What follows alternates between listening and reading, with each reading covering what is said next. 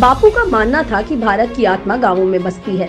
आजादी की लड़ाई में भारत के गांव कांग्रेस पर भरोसा कर रहे थे और कांग्रेस भी उन तक पहुंच रही थी। इसी क्रम में 1936 में महाराष्ट्र के फैजपुर गांव में कांग्रेस का पहला ग्रामीण अधिवेशन आयोजित किया गया। महात्मा गांधी जी राष्ट्रपति जवाहरलाल के पास बैठे हुए लेक्चर दे रहे हैं। मंडप में हजारों आदमी उनके उपदेश का लाभ उठा रहे हैं।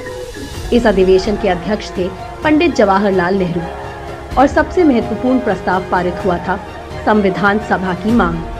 साइमन कमीशन में भारतीयों को अयोग्य समझते हुए शामिल न करने के साथ ही संविधान वाले मसले ने जोर पकड़ लिया था, जिसके बाद नेहरू रिपोर्ट अस्तित्व में आई और अब कांग्रेस ने स्पष्ट तौर पर संविधान सभा की मांग कर दी थी।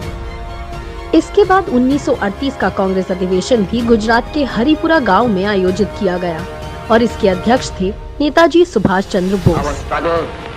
Is no doubt a non-violent struggle, but even a non-violent struggle demands an army, an organization, and a machinery. इस अधिवेशन में नेताजी ने नेहरू जी के नेतृत्व में राष्ट्रीय योजना समिति का गठन किया। इस अधिवेशन में असम के जंगलों में आजादी की आवाज बुलंद करने वाली नागा लीडर रानी गाइदिन्ल्यू की रिहाई की मांग की गई। नेहरू जी और नेताजी जैसे युवा कांग्रेस पूर्ण स्वराज के पक्षधर थे, लिहाजा इस अधिवेशन में देशी राज्यों सहित पूर्ण स्वराज की मांग मजबूती से रखी गई।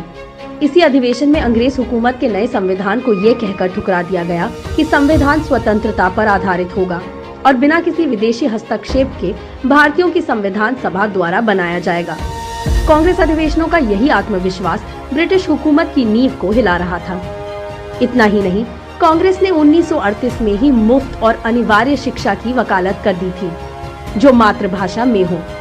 कांग्रेस आजादी के बाद आधुनिक भारत के निर्माण में जुटी हुई थी। आधुनिक भारत को बनाने में देश के पूर्वजों ने बहुत संघर्ष किए हैं। इस संघर्ष को टूटने नहीं देना है। हमें देश के पूर्वजों वाले उस भारत को जिंदा रखना है। जय हिंद।